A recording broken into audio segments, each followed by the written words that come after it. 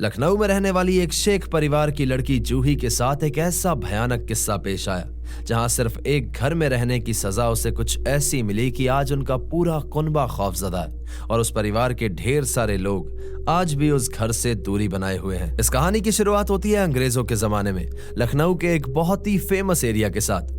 अब इस जगह का नाम मैं डिस्क्लोज नहीं कर पाऊंगा क्योंकि हमारे सब्सक्राइबर कहते हैं कि ये लोग और ये किस्सा वहां पर काफी ज्यादा फेमस है और तब से लेके आज तक लोग उनकी फैमिली को और उस घर को बहुत अच्छे से जानते हैं, तो वो नहीं चाहते हैं कि उनका नाम डिस्क्लोज किया जाए। हालांकि वो ये किस्सा शेयर करने के लिए आ गए थे क्योंकि वो चाहते थे कि ये एक्सपीरियंस, ये जितना कुछ भी यहाँ पर हुआ है वो सब लोगों तक जरूर पहुंच जाए ताकि वो लोग इससे सीख ले सकें और जो गलती इन लोगों ने की थी वो गलती दोबारा से ना करें। ये किस्सा पेश आया 1987 में जब जूही और उसका सारा परिवार एक बहुत बड़े महल जैसे घर में रहते थे। ये लोग वहां के काफी ज्यादा इन्फ्लुएंशियल लोग थे और इनके जितने भी रिश्तेदार थे सब लोग इन लोगों के घर आने के लिए तरसते थे, बहाने ढूंढते थे।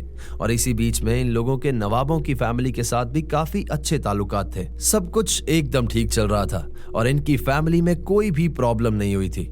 हालांकि एक प्रॉब्लम हुई थी 1987 से कुछ साल पहले जब इनकी घर की एक बुजुर्ग लेडी थी, उनको प्रेत बाधा हुई थी और फिर मिस्टीरियस तरीके से उनकी मौत हो गई थी।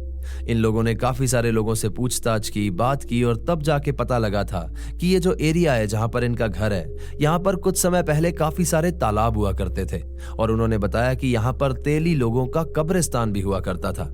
उन्होंने साथ में ये भी सचेत किया कि आपका जो घर का एरिया है वहां पर जिन्नातों की मौजूदगी है और ये उन्हीं की टेरिटरी है जहां पर अब आपका घर है। आप जितना जल्दी हो सके इस घर को खाली कर दें।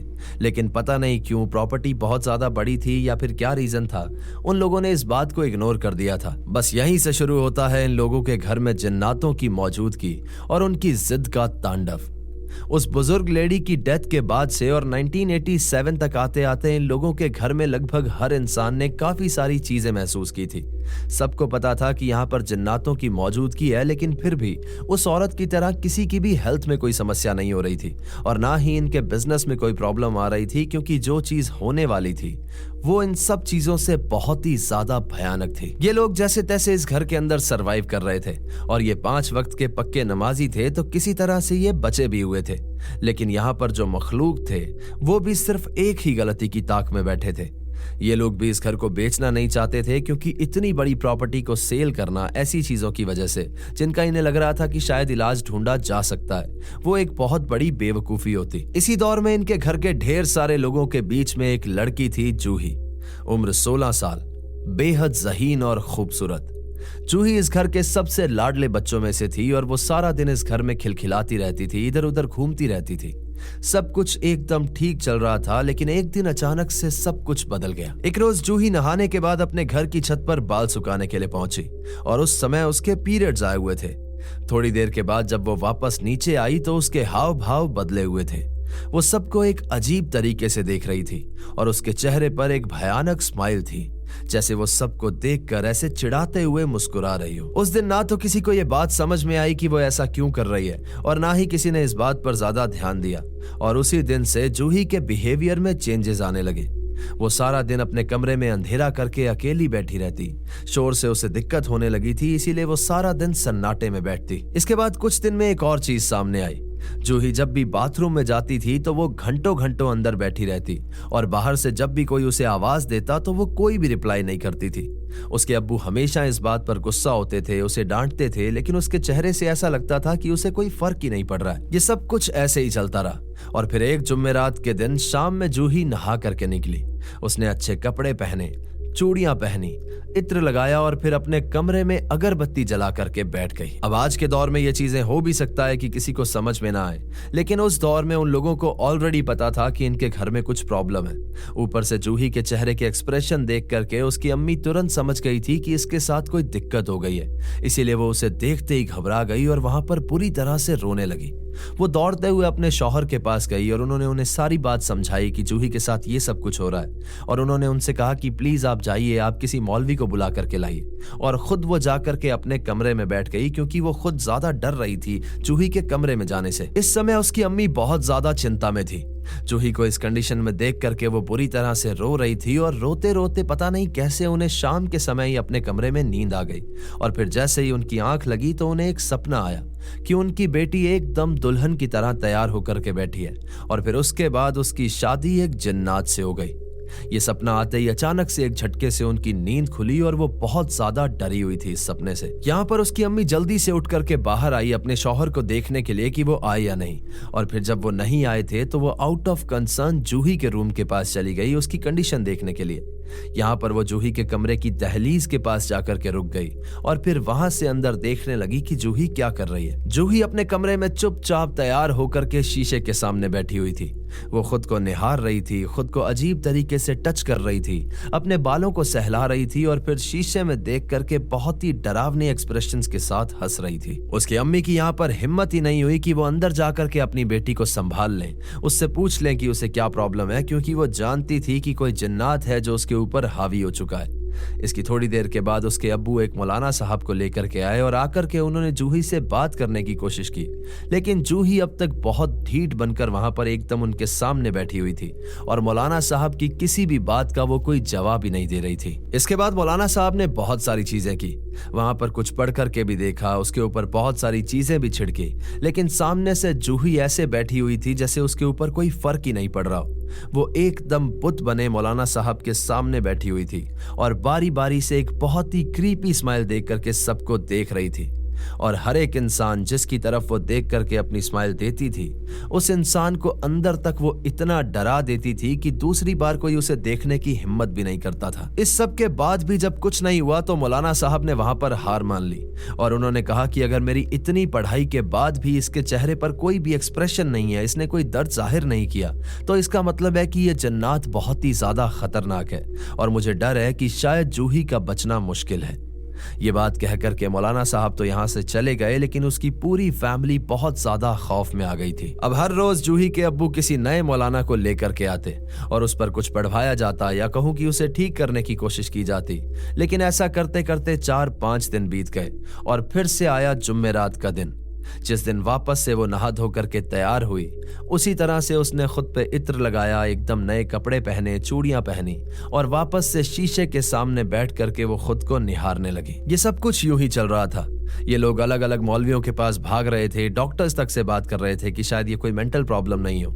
और इसी बीच में इन लोगों के एक रिश्तेदार हैं जो कि डॉक्टर ही थे, जो इनसे मिलने के लिए आए। उन लोगों ने कहीं से सुना था कि शेख साहब की बिटियां हैं जो बीमार चल रही हैं, लेकिन वो पूरी बात से वाकिफ नहीं थे कि हकीकत में उसके साथ प्रॉब्लम क्या है। जब ये लोग जूही से मिलने के लिए आए, उसके पास जाकर के बैठे, तो जूही ने इसी कंडीशन में उन लोगों से बात की। इन्होंने जब पूछा कि बेटे आपको क्या प्रॉब्लम है या फिर आपके साथ क्या समस्या है, तो सामने से जूही ने कहा कि मेरी शादी एक खालिद नाम के जिन्नात से हो गई है और अब मैं उसी की हूं। जब ये बात इन लोगों ने सुनी तो ये काफी ज्यादा हैरान रह गए, क्योंकि उसकी आंखों में देखकर, उसके हाव भाव देख करके वो अच्छे से समझ सकते थे कि ये कोई मेंटल प्रॉब्लम नहीं है, ये कुछ ऐसा है जो इंसान की समझ से एकदम परे है। ये लोग डर के मारे यहाँ से चले गए और इसके बाद इनके थ्रू इनके सारे रिश्तेदारों में ये बात फैल गई कि शेख साहब की बेटी के ऊपर कोई ऊपरी साया है। जुम्मेरात के दिन जूही का पोजेशन हमेशा पीक पर होता। वो उसी तरह से तैयार होती और शीशे के सामने बैठ करके खुद का मेकअप करती रहती, खुद को निहारती रहती और उसकी आंखों में देख करके पता लगता था कि वो पोजेशन कितना ज्यादा हावी है उसके ऊपर। इसके थोड़े समय के बाद जूही के लिए एक रिश्ता आता है और फिर यहीं से ये कहानी हमेशा के लिए बदल जाती है। अभी तक जो जिन्नात था जो जूही के पीछे लगा हुआ था, वो सिक्योर था कि जूही सिर्फ उसकी है, वो उसकी बॉडी के साथ खेल रहा था। लेकिन जैसे ही ये रिश्ता आता है, जूही बहुत ज्यादा बीमार पड़ जाती है। खाना पीना, बोलना, यहाँ तक कि जुम्मेरात के दिन सजना भी उसने बंद कर दिया था। जब लड़के वालों को जूही की कंडीशन के बारे में पता लगा तो वो भी डर के मारे इनके घर से भाग गए। इसी बीच ये लोग जूही को काफी दफे हॉस्पिटल भी लेकर के गए, लेकिन उसकी रिपोर्ट्स हमेशा की तरह नॉर्मल आती। ना तो डॉक्टर्स उसकी कंडीशन को एक्सप्लेन कर पा रहे थे और ना ही कोई मौलाना उसे ठीक कर पा रहे थे।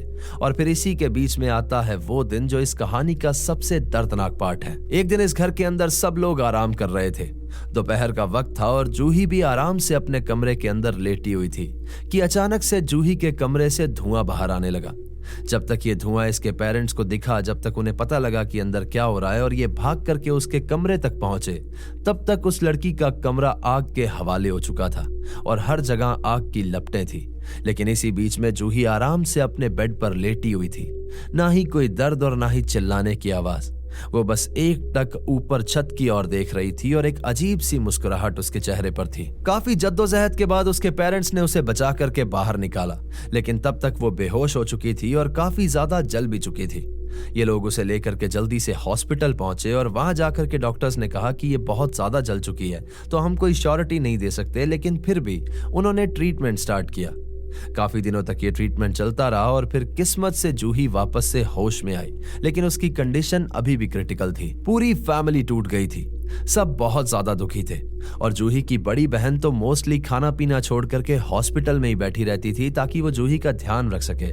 जब भी उसे कोई रिक्वायरमेंट हो वो भाग करके डॉक्टर्स को बुला सके। अब यहाँ पर एक दिन जूही की बहन ऑब्जर्व करती है कि जूही के सरहाने के लेफ्ट साइड पे एक सफेद छिपकली और उसके राइट साइड पे एक काली छिपकली बैठी हुई थी, और जैसे ही वो गौर से उसे देखती हैं तो वो वहां से गायब हो जाती हैं। ये दोनों छिपकलियां कोई नॉर्मल छोटे साइज की छिपकली नहीं थी। उसकी बहन बताती है कि यह बहुत ही बड़े साइज की छिपकली थी जो कि उसे दिखाई देती थी और गौर से देखने पर गायब हो जाती थी। एक दिन की बात है कि जब जूही की बहन को ये दोनों छिपकलियां उसके बहुत ज्यादा नजदीक दिखाई दी तो वो जल्दी से खड़ी हुई, काफी ज्यादा खौफ में आ गई वो, और उन्हें हटाने के लिए वो आगे बढ़ी रही थी कि सामने से जूही ने कहा कि अरे दीदी, डरने की कोई बात नहीं है, ये दोनों तो मेरे भाई और बहनों ही हैं। ये बात सुनकर के जूही की बड़ी बहन बुरी तरह से डर गई थी। उसके पैरों तले जमीन खिसक गई थी, उसका पूरा खून सूख गया था। उसे ये बात समझ में ही नहीं आ रही थी कि इतने समय से उसे जो छिपकलियां दिखाई दे रही थी जूही ऑलरेडी उसके बारे में जानती थी, और वो कह रही थी कि ये दोनों तो मेरे भाई और बहनों ही हैं। जूही की बड़ी बहन बहुत ज्यादा डरी हुई अपने पेरेंट्स के पास पहुंची। वहां जाकर के उन्होंने सारी बात अपने पेरेंट्स को बताई और फिर पेरेंट्स इस बात को लेकर के मौलवी साहब के पास पहुंचे। यहाँ पर मौलवी साहब समझ गए थे कि जूही की कंडीशन बहुत खराब है, उसे बचाना एकदम नामुमकिन है अब, लेकिन फिर भी उन्होंने इनके पेरेंट्स से कुछ भी नहीं कहा। इसके बाद आता है वो दिन जिस दिन ये सब कुछ खत्म होने वाला था। हॉस्पिटल में पड़े हुए जूही के इर्द गिर्द वो छिपकलियां उसकी बहन को दिखाई देती रही, लेकिन देखते ही देखते उसकी तबीयत में थोड़ा सा सुधार आने लगा। इन लोगों को लग रहा था कि अब थोड़े ही समय की बात है और फाइनली हम लोग जूही को लेकर के घर जा सकेंगे, लेकिन अचानक से उसकी तबीयत वापस से खराब होने लगी, जिसका कारण फिर से रिपोर्ट्स में समझ में ही नहीं आ रहा था। उस दिन जूही अपनी बड़ी बहन से आउट ऑफ नोवेयर कहती है कि दीदी मुझे पान खाना है, मेरा बहुत ज्यादा मन कर रहा है पान खाने का। हालांकि उसकी कंडीशन को देखते हुए डॉक्टर्स ने साफ साफ मना किया था कि उसे पान देना ठीक नहीं है, लेकिन फिर भी जूही इस घर की बहुत ज्यादा लाडली थी, तो उसे खुश करने के लिए ये लोग कहीं से पान लेकर के हॉस्पिटल पहुंचे। लेकिन कोई नहीं जानता था कि ये जूही की ख्वाहिश नहीं बल्कि उसकी आखिरी ख्वाहिश होने वाली है। जैसे ये लोग पान लेकर के हॉस्पिटल में जूही के पास पहुंचने वाले थे तो अचानक से जूही की आंख लग गई और फिर यहाँ पर जूही ऐसा सोई कि कभी उठी ही नहीं। जूही की एक्चुअल में डेथ हो गई थी। जो लड़की पिछले कुछ दिनों से रिकवर कर रही थी, अब थोड़ा सा ठीक महसूस हो रहा था उसे, वो यहाँ पर सोई थी और सोने के बाद कभी नहीं उठी थी। इसके बाद जूही की बहन को वो दो छिपकलियां कभी भी नहीं दिखाई दी। जूही को दफन करने के बाद जब उसका भाई वापस घर आ रहा था तो उसे बहुत ही ज्यादा दिल पे हैवीनेस फील हो रही थी, क्योंकि एक तो ऑब्वियसली उसकी बहन के साथ ये सब कुछ हो गया था, दूसरा ये कि उसको ये लग रहा था कि घर में जिन्नात की मौजूदगी है और जिन्नातों ने उसके साथ ये सब कुछ किया है। आकर के जब घर पे उसका भाई सोया तो उसे एक सपना भी आया और उस सपने में उसे दिखाई दिया कि जूही बहुत ही ज्यादा खुश है और वो एक बहुत ही खूबसूरत से बड़े से महल की ओर बढ़ रही है। पूरा परिवार टूट गया और ये किस्सा इनके खानदान के लिए एक ऐसी याद बन गया जो दशकों तक याद रखा गया। लेकिन ये किस्सा यहीं पर खत्म नहीं होता है। इस किस्से के एग्जैक्ट 5 साल के बाद जूही का एक बड़ा भाई था जिसको एक बेटी होती है और उस समय भी ये इसी घर में रह रहे थे। सुनने में लगता है कि बेवकूफी है, लेकिन इतने बड़े घर को खाली करना, इतनी महंगी प्रॉपर्टी को सेल कर देना कोई मजाक नहीं है। और मोस्टली लोग ऐसा सोच लेते हैं कि हम इस घर के अंदर कोई पूजा पाठ करवा लेते हैं या फिर किसी मौलाना को बुला करके पढ़ाई करवा लेते हैं और फिर लगता है कि सब कुछ ठीक हो जाएगा, लेकिन किसी किसी केस में ये बहुत बड़ी गलती साबित होती है। इन लोगों ने भी कुछ ऐसा ही किया था। इन्होंने अपने शहर से एक बहुत ही बड़े मौलाना को अपने घर में बुलवाया और वहां पर कुछ पढ़ाई करवा ली। इस पढ़ाई के बाद इन लोगों को घर में मौजूदगी का एहसास होना एकदम बंद हो गया और इस घर में सुकून सा हो गया था। लेकिन जूही वाले किस्से के एग्जैक्ट 24 साल के बाद जब उसके बड़े भाई की बेटी 19 साल की हुई तो वो भी एक जिन्नात की चपेट में आ गई और फिर अचानक से वो काफी अजीब सी हरकतें करने लगी। तब तक जमाना आगे बढ़ गया था। बहुत सारे लोग ऐसे थे जो इन बातों को मानते ही नहीं थे, सिरे से खारिज कर देते थे, लेकिन इनके परिवार में तो इसकी खुद की छोटी बहन के साथ ऐसा हुआ था तो ये लोग काफी ज्यादा डर गए थे। ये लोग इधर उधर भागे, बहुत जगह पर इन्होंने बात की, काफी मौलानाओं को बुलाया गया और उन्हें अपना पास्ट भी बताया इन लोगों ने। बहुत सारे उतारे किए, इल्म पढ़े, एड़ी चोटी का जोर लगा दिया गया, लेकिन फिर भी ये अपनी बेटी को बचाने में कामयाब नहीं हुआ और जूही की तरह ही इस लड़की की भी मौत हो गई। जूही से पहले एक जो बुजुर्ग औरत इन लोगों के घर में मरी थी, इस बच्ची के पोजेशन का पैटर्न एकदम उसके जैसा था। कभी कभी बैठे बैठे इसके बाल उलझ जाते थे, आंखें ऊपर की तरफ चढ़ जाती थी या फिर ये अजीब से एक्सप्रेशंस के साथ वहां पर बैठी रहती थी। इस बच्ची की डेथ के बाद कई सारे मौलानाओं ने इन्हें कह दिया था कि जिन्नात अभी भी तुम्हारे घर में मौजूद हैं और वो सिर्फ इंतजार कर रहे हैं कि कोई और बच्ची बड़ी हो और वो उसे लेकर के भी अपने साथ चले जाएं। ये बात सुनने के बाद काफी लोग बहुत ज्यादा डर गए थे और इस घर में जितने भी जवान लोग थे वो सब इस घर को छोड़ करके चले गए थे और इस घर में सिर्फ बुजुर्गों का बसेरा रह गया था। दूर दूर तक रिश्तेदारों को पता लग गया था कि इनके घर में जिन्नातों का बसेरा है और कोई भी उन बुजुर्गों से मिलने के लिए अपने बच्चों के साथ वहां पर नहीं जाता था, क्योंकि वो बहुत ज्यादा डरते थे कि कहीं उन जिन्नातों ने उनके बच्चों पर भी अगर अपनी नजर रख ली या उन्हें भी अपने साथ लेकर के चले गए तो शायद उनसे पीछा छुड़ाना बहुत ही ज्यादा मुश्किल हो जाएगा। सैकड़ों साल पुराने जिन्नात आज भी उस घर में रहते हैं और उस घर में किसी बच्ची के आने का इंतजार कर रहे हैं। तो ये थी आज की कहानी दोस्तों। कहानी आपको कैसे लगी मुझे कमेंट करके जरूर बताइएगा और अगर आपको ये वीडियो पसंद आई है तो इसे लाइक कर दें, हाइप कर दें और अपने कमजोर दिल वाले दोस्तों के साथ शेयर कर दें। चैनल अगर अभी तक सब्सक्राइब नहीं किया है तो इसे सब्सक्राइब कर लो, वहां पर एक बेल आइकन होगा उसे प्रेस कर देना ताकि आगे आने वाले समय में मैं जो रियल लाइफ इंसिडेंट्स पर कहानियां लेकर के आऊंगा वो सबसे पहले आप तक पहुंचती रहे। अगर आपके पास भी ऐसी कोई कहानी है जो किसी सच्ची घटना पर आधारित है तो नीचे दिए गए जीमेल एड्रेस और इंस्टा आईडी पर आप उसे हमारे साथ शेयर कर सकते हैं। दोस्तों हमारे यूट्यूब को इतनी मोहब्बत देने के लिए बहुत बहुत शुक्रिया। आप हमारे इंस्टा, फेसबुक और स्पॉटिफाई को भी इसी तरह से प्यार दिखाइए, मैं आपका बहुत बहुत शुक्रगुजार हूँ। तो चलिए दोस्तों, अपना ख्याल रखिए, खुश रहिए, हंसते खेलते रहिए। मिलते हैं अगली बार ऐसी ही किसी खौफनाक कहानी के साथ। सायोनारा। हर हर महादेव।